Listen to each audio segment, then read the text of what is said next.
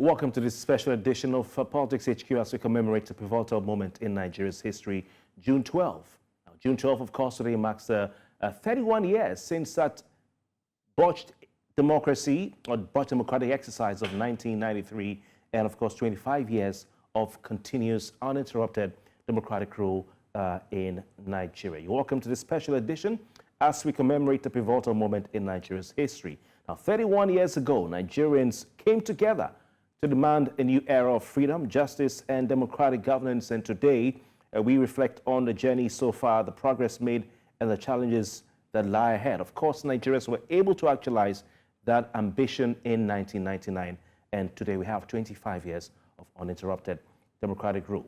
Now, from the struggles of the pro-democracy movement to the present day, Nigeria's democratic journey has been marked by moments of triumph and tribulation.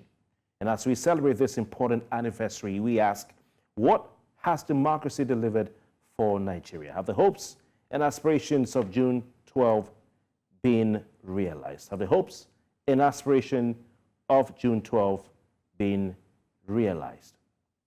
Tonight, we'll explore these issues and these questions and more and delve into the state of Nigeria's democracy, the successes and the setbacks, as well as the roadmap for a brighter future. Joining me tonight, we have our guests, Lord F. Uku, who is the President and CEO of National Democratic Coalition, NADECO, in the USA. We also joined by Chief Dele Momodu, who is the CEO of Ovation International. Of course, he's a journalist, publisher, a businessman, motivational speaker, and former presidential candidate. And of course, he has many notable achievements and awards to his name. We'll start with Chief Dele Momodu. Good evening to you, sir. Thank you very much for your time. And please permit me to say Happy Democracy Day, Happy June 12 to you. Good evening, and thank you for inviting me. All right, fantastic. Of course, it was in 2018, President Muhammadu Buhari signed into law an act making June 12 Nigeria's Democracy Day instead of May 29, and thereby combining the significance of Nigeria's return to multi-party democracy in 1999 with the yearnings, aspirations, and the period of pro-democracy struggle that took from the 1993 botched elections. Now, Chief, what significance does June 12 hold in Nigeria's democratic history, and how has it impacted, or its impact rather, evolved over time?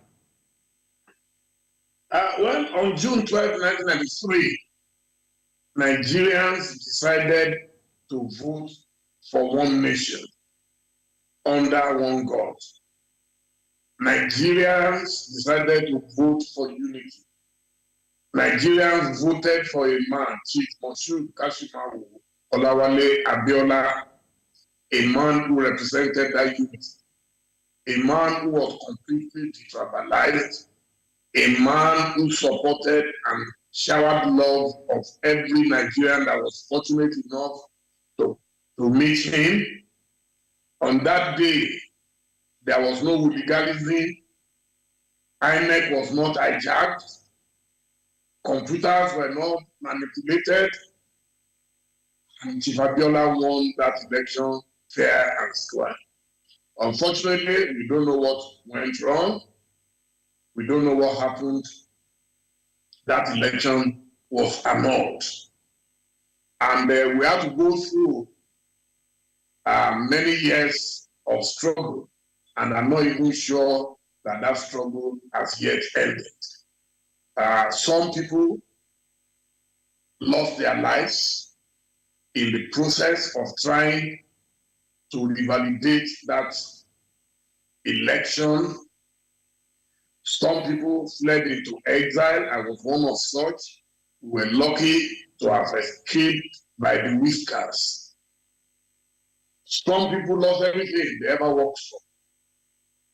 And today, we're celebrating that landmark event, which unfortunately meant that we lost paradise on that day. Since then, Nigeria has known no peace, and that is the significance of that event, because maybe, perhaps, if that election and the results had been allowed to stay, some of the challenges we face today would not have occurred. Maybe, we don't know.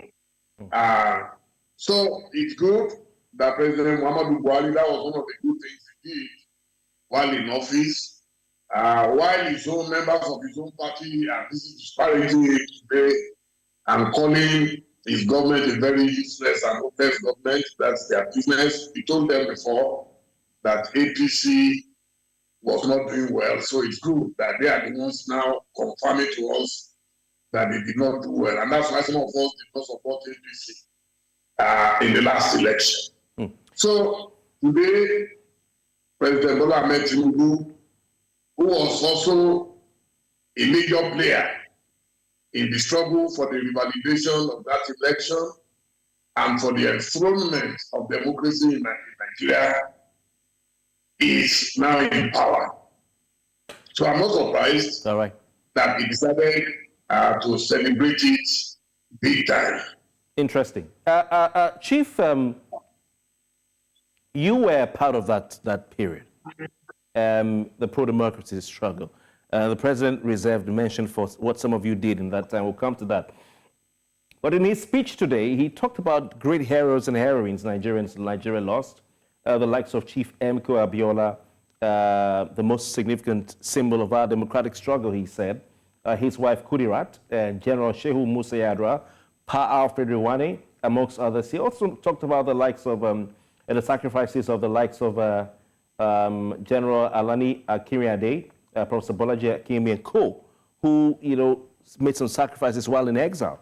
And those who stayed at home, like pro-democracy comrades such as Olusegun Femi Falana, and so on and so forth. What do you remember of June 12, 1993, that day, and then the period, around that time? Interestingly, on a personal note, I was not in Nigeria on June 12th, so I didn't have the privilege of voting, but it was due to no fault of mine. I was sent by Chief Moshood Abiola to represent him in Vienna, Austria, where Chief Abdul Ghani Oyeshola Faweyi was receiving the Bruno Kreski Award for Human Rights. So that award took place on June 11th, 1993, and I left Vienna on June 12th to London. Then on June 13th, I called the Concord newspapers where I worked from 1988 to 1990, and I was told that Chairman, as we call Chief Abiola, was coasting home to victory.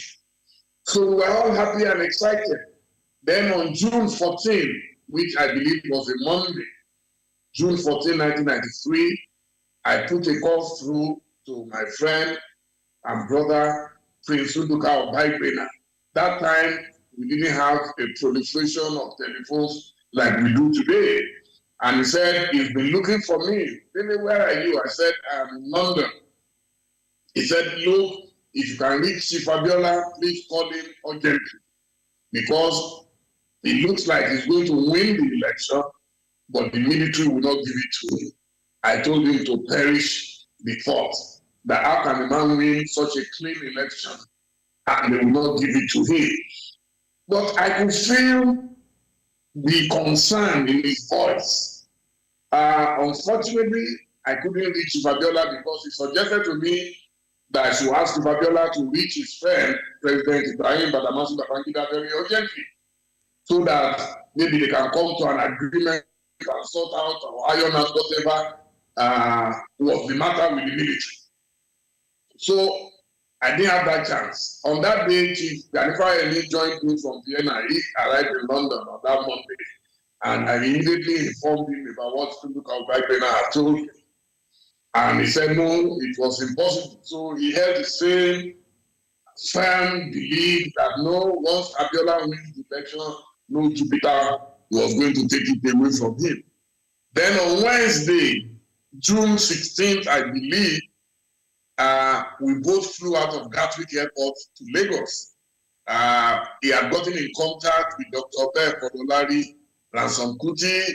he had contacted Mr. Femi Falana, now Senior Advocate of Nigeria, and they were waiting at the airport to receive Chief Gani Fawehinmi.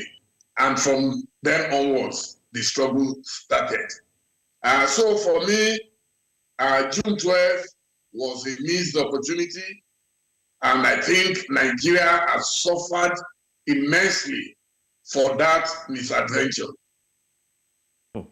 Interesting recount there. You, even though you weren't in the country, you were in the middle of June 12, 1993. You were an eyewitness.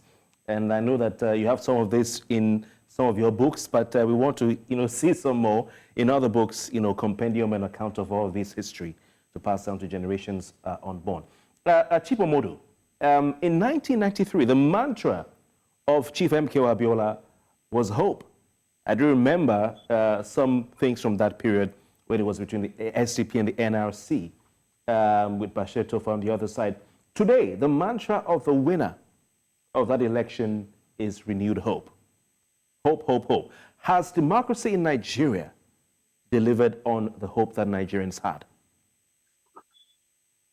Well, as I've said elsewhere, Chief Abiola's manifesto was farewell to poverty. But what I see in the manifesto and in the action or inaction of APC today is, instead of farewell to poverty, it is welcome to suffering. So it's very, very unfortunate that those of us who wanted a revalidation of that farewell to poverty were the ones now who have invited suffering or mitigated disaster on our dear nation.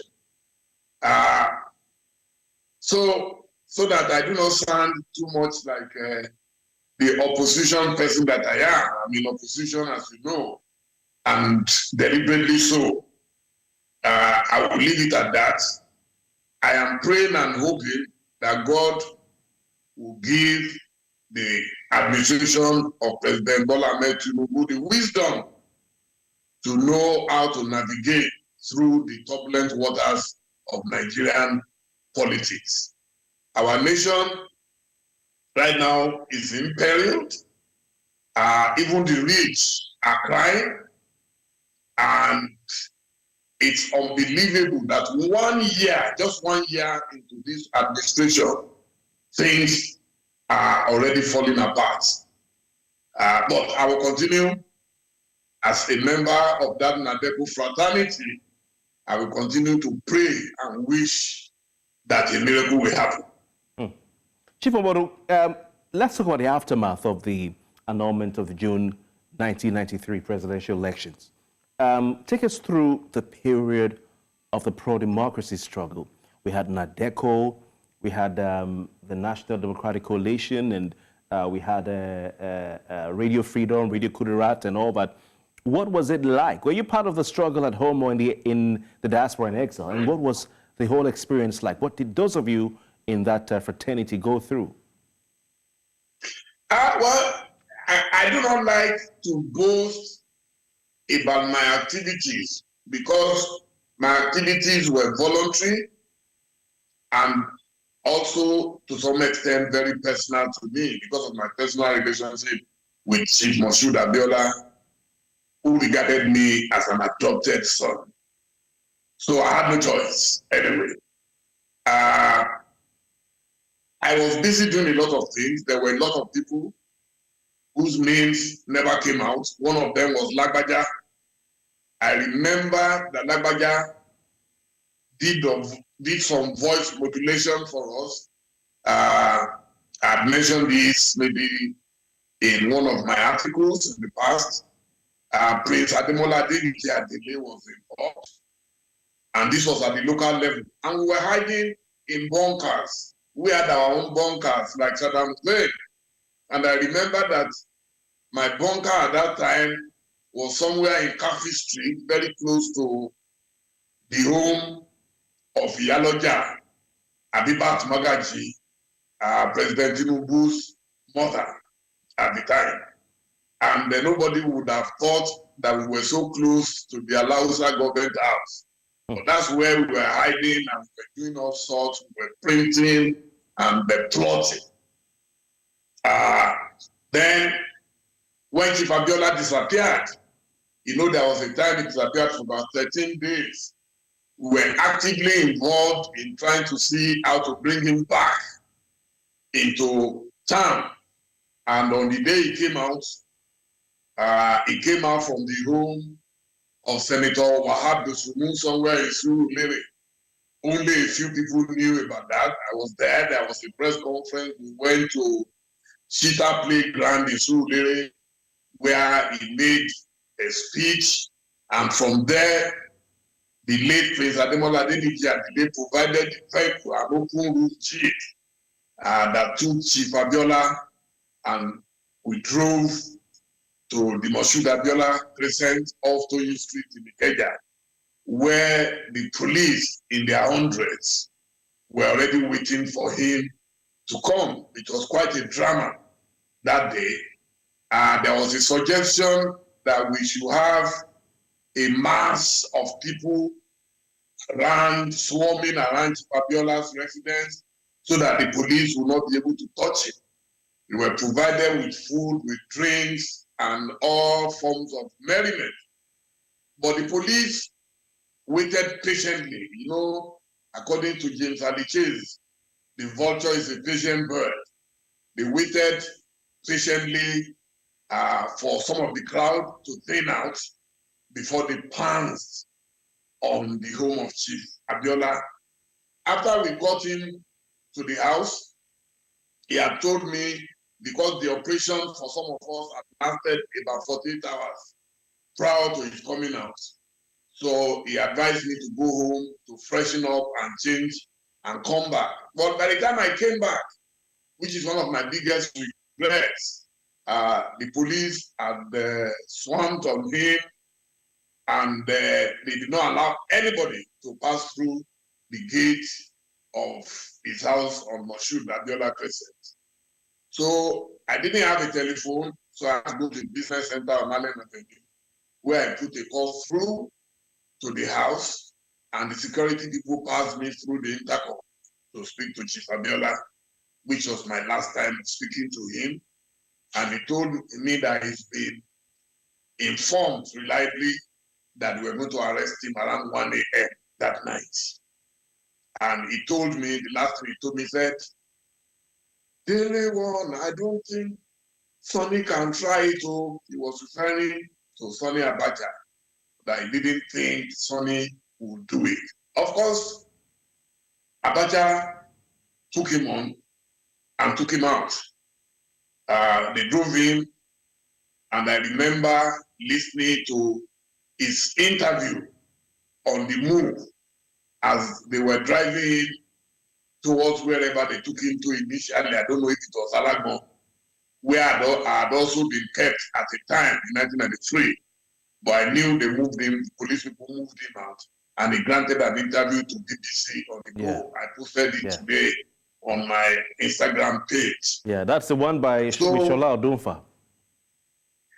Yes, please. So he was taken away, and about 2 days or so after, I approached his wife, who was my MD at Concord Newspapers, Dr. Amidat Doyisola Abiola, and she told me that Chief had smuggled out some letters from detention, and the one that got to her in that letter requested to see me, and that I should come. They had moved him then to Gashua, so that I would need to travel from Lagos to Maiduguri, I think through Damaturu, then from Damaturu to Gashua, and that I should come disguised with a camera and a recorder. I was ready to take that risk. I remember when I informed my wife, she was shaking that, hey, are you going to go to that desert place where Gadifa Emi had been kept at the time? It was like going to Siberia. But I was ready because Chief Abiola did so much for us. And especially when we needed him, he was always there. So now that he needed me, I had to be there for him. Unfortunately, while on my way to Maiduguri, I was heading to the airport. I was informed by Dr. Doyin Abiola that they had moved him. And I never had the chance of seeing him again. Wow. Okay. So, yeah, Chief Momodu, I mean, it's so amazing. The account you've given. It's quite deep, and it brings back memories, I'm sure, to a lot of people who were active at that time. We want to take a break, and when we come back, we'll continue with the conversation, because we want to take your thoughts on democracy today. For those of you who are watching from wherever you are in the world, still Politics HQ right here on News Central Television. We'll be right back. Welcome back. It's still Politics HQ right here on News Central Television. Still with us is Dr. Chief Dele Momodu. He is the CEO of Ovation International. Of course, like we said, former presidential candidate. He is a journalist, publisher, businessman, motivational speaker, and he joins us right here on News Central TV Politics HQ. He's given us a very deep account of June 12, 1993, that period, the elections and the aftermath, and the role he played in the struggle to entrench or return Nigeria back to democratic rule. Chief Momodu, let's look at Nigeria's democracy today. You've talked about, the government of the day. But looking at the democratic experience and the experiment in Nigeria from 1999 till now, 2024, is this the democracy that Nigerians fought and died for, that you risked your life for? It's quite unfortunate that I would say no. This was not our intended result. We had thought after the military, we would have banished dictatorship forever. But it seems we have only succeeded in replacing military dictatorship with civilian dictatorship. And that is why I apologize publicly for ever supporting Buhari. We did that out of the usual frustration that the next government would be better, especially because of the cry of our people at the time that they wanted a saint if such a person existed, and they felt the only person that fitted that bill was Buhari. So people remember the days of Buhari and Idiago, and they felt nostalgic about it. And they wanted a war against indiscipline, a war against corruption, and they felt only one man would deliver on these wars. Unfortunately, the man we supported, the man we brought back to power, lacked the intellectual rigor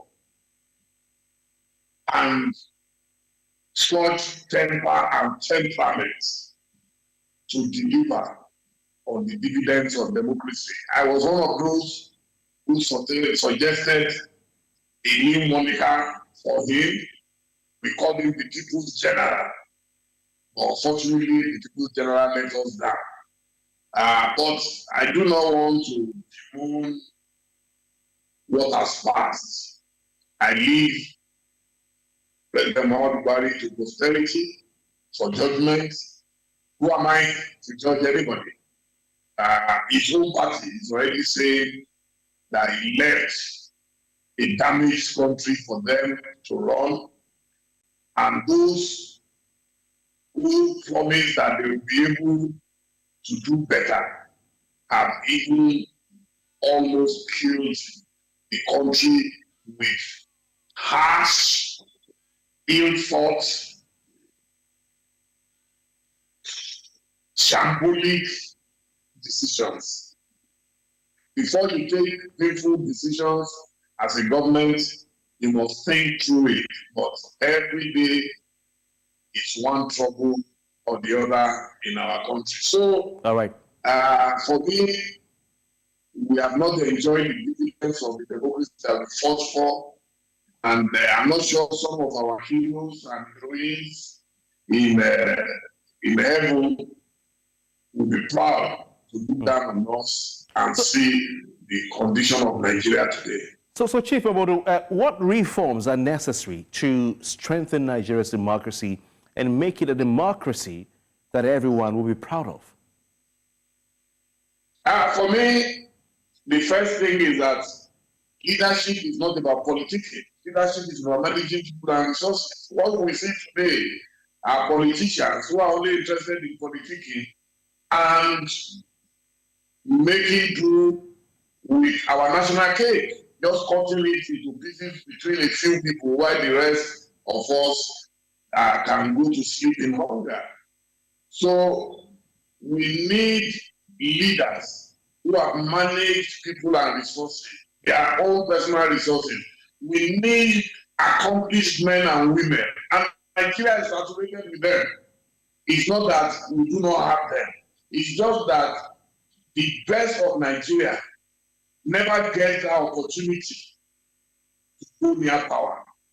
So the ones who don't care, the ones who see power as a matter of life and death, they are the ones who are ready to do anything to attain power. So I'm hoping that Nigerians who love to cry every now and then about poor governance would for once rise up one day and go back to June 12, 1993, when we voted against ethnicity. We voted against religious considerations.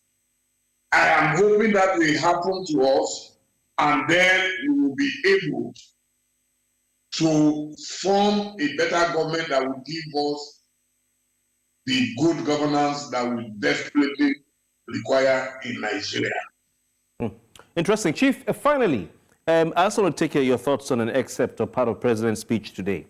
He said, quote, while elections attract dramatic attention, they are but one aspect of democracy. So elections are but one aspect of democracy.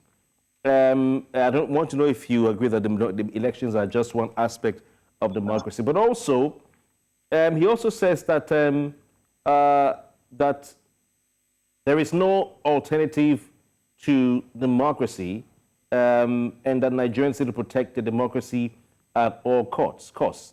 And he says that there are some people who want to undermine, Nigeria's democracy. He says, where other forms of government impose against the will of the people, democracy aims to make leaders sufficiently humble that they can conduct themselves as servants. So I want to ask you, should Nigerians at any point in time even begin to think about options to democracy? Because he says it's not a perfect form of governance, but it is, okay, I just want to read his word. He said it's a complicated form of governance, but Nigerians must realize that it is the best form of governance in the long run. So we know what is happening around West Africa. We see what's going on in Niger, in Mali, in Burkina Faso, in Guinea.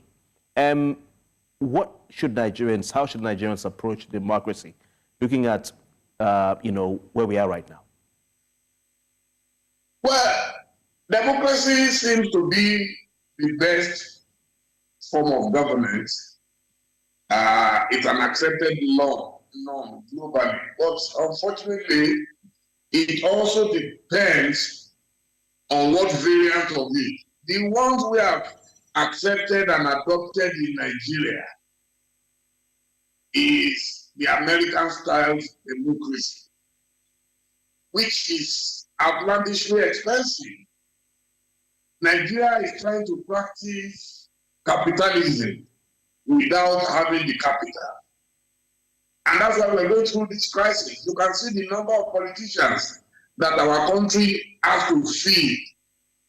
And they are feeding fat. I remember Chibadala used to say, there is enough for every need of Nigerians, but there is not enough for the greed of a few Nigerians. That's what we are witnessing.